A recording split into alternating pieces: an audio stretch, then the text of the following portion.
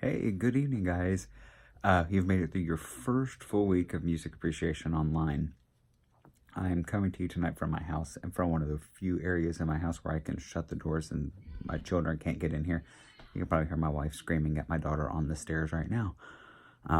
It's the joys of life here, people. But just wanted to tell you guys, great work last week. I know it was a lot of work. You had that pre-test, you had that course document verification, you had a lot of preliminary stuff to get done.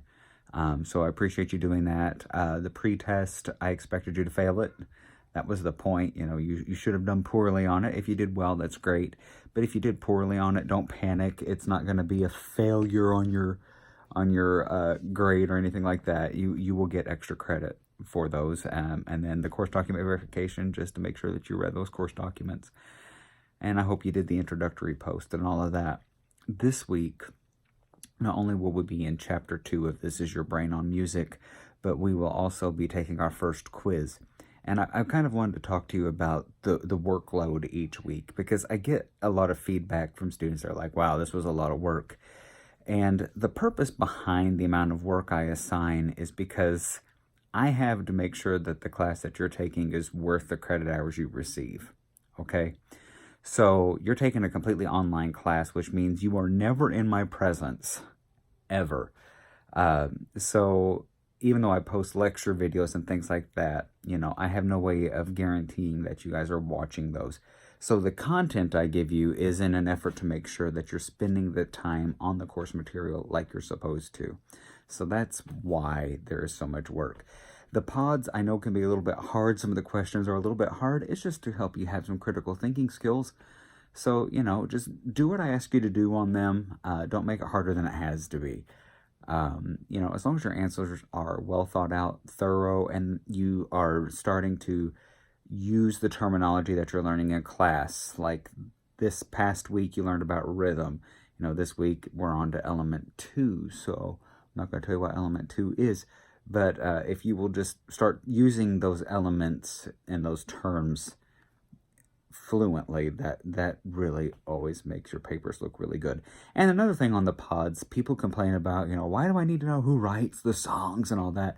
And that's really because I want the people who aren't in the limelight to get a little bit of credit.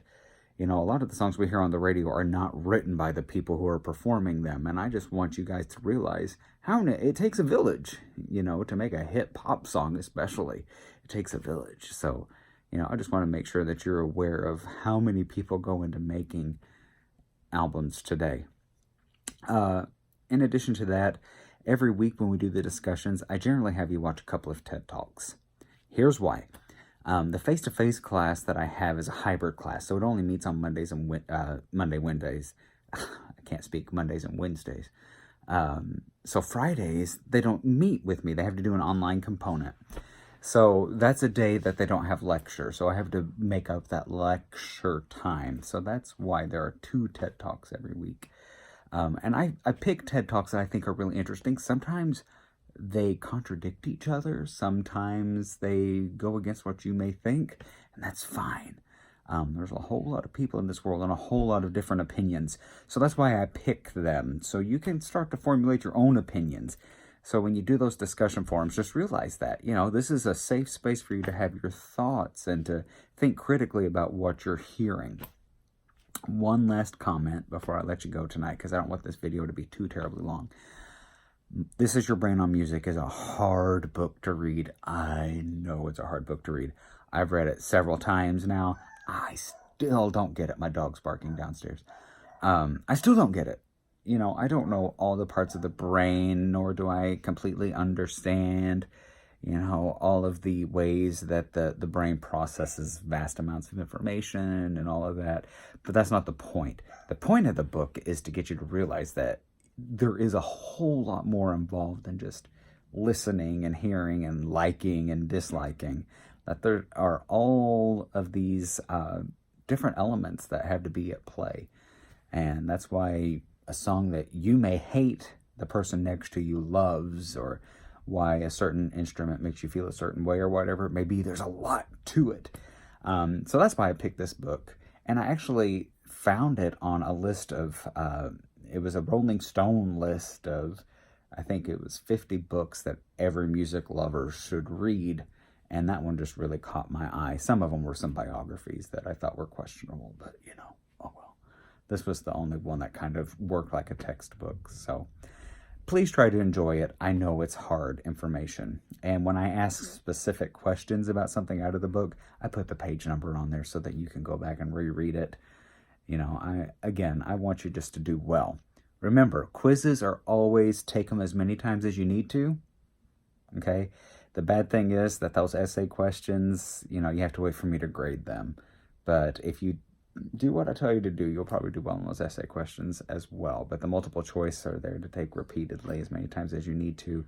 But other than that, thank you for all the hard work. If you have any questions, concerns, or anything like that, shoot me an email so that I can help you feel a little bit better. Be thinking about your My Life soundtrack project. It's coming up quickly. It'll be midterm before you know it. We're already into week 2.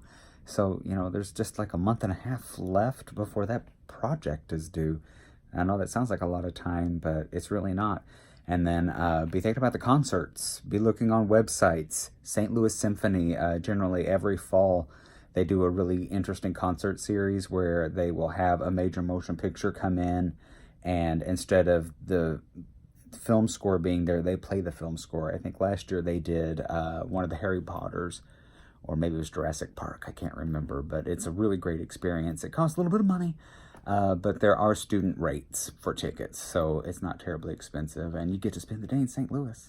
So anyway, I will try to post new videos every week, or when I think of something important I need to tell you. That way you can see my face, you can hear my inflections, and you know what I'm looking for. Hope you guys have a great day. I'll talk to you later. Bye.